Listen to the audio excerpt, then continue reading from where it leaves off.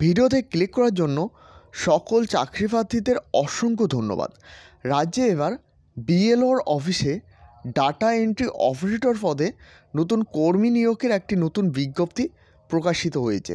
তো এখানে মাসিক বেতন কি দেওয়া হবে, বয়সসীমা কী রয়েছে, সমস্ত বিস্তারিত বিষয় এই ভিডিওয়ে আলোচনা করব। তো বন্ধুরা, অবশ্যই ভিডিওটি শুরু থেকে শেষ পর্যন্ত দেখতে থাকুন।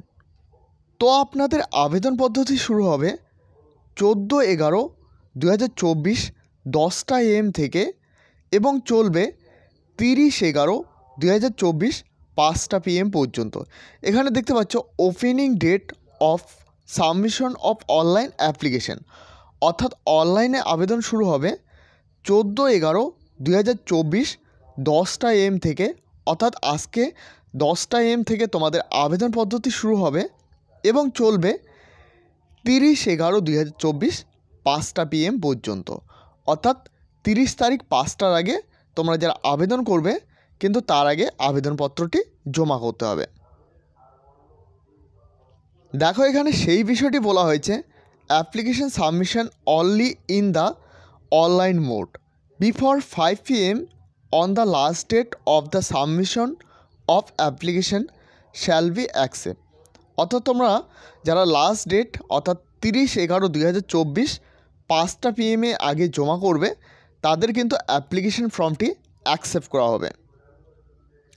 এরপর দেখতে পাচ্ছ এখানে কিন্তু বলা হয়েছে তোমাদের অ্যাডমিট কার্ড ডাউনলোড করতে পারবে অফিসিয়াল ওয়েবসাইটে, অর্থাৎ এই অফিসিয়াল ওয়েবসাইটে গিয়ে তোমরা কিন্তু অ্যাডমিট কার্ডটি ডাউনলোড করতে পারবে।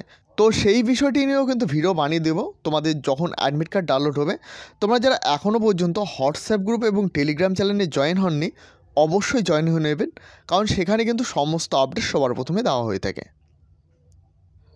আপনাদের প্রথমে দেখিয়ে দেই যে এখানে তোমাদের কোন কোন ডকুমেন্ট আপলোড করতে হবে। এখানে দেখতে পাচ্ছ এইজ প্রুফ হিসাবে এখানে কিন্তু বার্থ সার্টিফিকেট দিতে পারো, কিংবা তোমাদের মাধ্যমিকের অ্যাডমিট কার্ড কিন্তু এখানে চাওয়া হয়েছে। এই দুটোর মধ্যে যে কোনো একটি দিয়ে কিন্তু এইজ প্রুফ হিসাবে তোমরা ব্যবহার করতে পারো।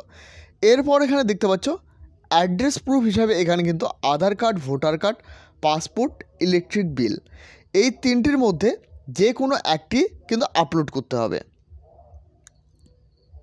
এরপর দেখো এখানে কিন্তু মার্কশিট অ্যান্ড সার্টিফিকেট অফ মাধ্যমিক পরীক্ষা, হায়ার সেকেন্ডারি এক্সামিনেশান, গ্র্যাজুয়েশন, এসবের কিন্তু মার্কশিট এবং সার্টিফিকেট চাওয়া হয়েছে। এরপর এখানে দেখতে পাচ্ছ certificate in the computer application.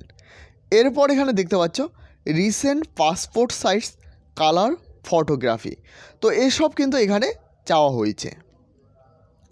এরপর এখানে দেখতে পাচ্ছ মিনিমাম এডুকেশন কোয়ালিফিকেশান, এখানে কিন্তু চাওয়া হয়েছে graduation with a certificate in computer application and having. এরপর দেখতে পাচ্ছ in the Microsoft Word, Excel and basis internet application, অর্থাৎ এই সবের কিন্তু ধারণা থাকতে হবে। অর্থাৎ এখানে পরিষ্কারভাবে জানিয়ে রাখি, এখানে গ্র্যাজুয়েশন চাওয়া হয়েছে।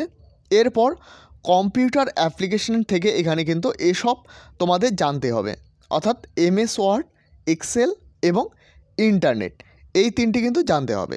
এরপর এখানে দেখতে পাচ্ছ এখানে কিন্তু বয়সসীমা চাওয়া হয়েছে 21 থেকে 45 ইয়ারের মধ্যে। 1/11/2024 অনুযায়ী কিন্তু বয়সটি কাউন্ট করা হবে। অর্থাৎ এই নির্দিষ্ট বয়স এবং এই এডুকেশন কোয়ালিফিকেশান থাকলে কিন্তু এখানে আবেদন করতে পারবে। এই পদে তোমরা যারা চাকরি পাবে, এখানে কিন্তু মাসিক বেতন স্বরূপ এখানে কিন্তু দেওয়া হবে 11,000 টাকা করে। এখানে টোটাল কিন্তু 40টি পোস্ট রয়েছে। এরপর দেখো মোড অফ সিলেকশন, অর্থাৎ নিয়োগ প্রক্রিয়া, অর্থাৎ এখানে কোন পদ্ধতিতে নিয়োগ করা হবে। তো এখানে প্রথমে দেখতে পাচ্ছ রিটেন টেস্ট, অর্থাৎ লিখিত পরীক্ষা হবে। এরপর প্র্যাকটিক্যাল টেস্ট, এরপর কিন্তু ইন্টারভিউ হবে। অর্থাৎ এই তিনটি স্টেপে নিয়োগ করা হবে। তো এখানে দেখতে পাচ্ছ রিটেন টেস্টে এখানে তোমাদের কি কি থাকবে সেটা কিন্তু এখানে বলা হয়েছে। অ্যারিথমেটিক্স মাধ্যমিক স্ট্যান্ডার্ড, অর্থাৎ মাধ্যমিক মানের পাটিগণিত এখানে কিন্তু 10 নাম্বার থাকবে। এরপর দেখতে পাচ্ছ জেনারেল নলেজ, এখানে কিন্তু 10 নাম্বার থাকবে। কম্পিউটার নলেজ, এখানে কিন্তু 10 নাম্বার থাকবে। অর্থাৎ এখানে কিন্তু টোটাল 30 নাম্বার রয়েছে রিটেন টেস্টে। এরপর দেখো এখানে কিন্তু আরেকটি গুরুত্বপূর্ণ বিষয় বলা হয়েছে, এখানে কিন্তু ভুল উত্তর দিলে 1/3 অর্থাৎ 3টি ভুলের জন্য কিন্তু একটি সঠিক নাম্বার কাটা হবে। আপনি যদি কোনো উত্তর সঠিক দিয়ে থাকেন, সেখানে যদি 3টি ভুল করেন, যেই সঠিক অ্যান্সারটি দেবেন সেটাও কিন্তু সেখানে কাটা পড়বে। এরপর দেখো প্র্যাকটিক্যাল টেস্ট, সেটা কিন্তু কম্পিউটারে হবে এবং সেখানে 10 নাম্বার থাকবে। এরপর দেখতে পাচ্ছ ইন্টারভিউ অর্থাৎ মৌখিক পরীক্ষায়, সেখানে কিন্তু 10 নাম্বার থাকবে, অর্থাৎ মোট কিন্তু এখানে 50 নাম্বারের পরীক্ষা হবে। লিখিত পরীক্ষায় 30 নম্বর এবং প্র্যাকটিক্যাল টেস্টে 10 নম্বর এবং ইন্টারভিউয়ে 10 নম্বর। এই 3টি স্টেপের পর তোমাদের ফাইনাল প্যানেল দেওয়া হবে, এরপর কিন্তু তোমাদের নিয়োগ করা হবে।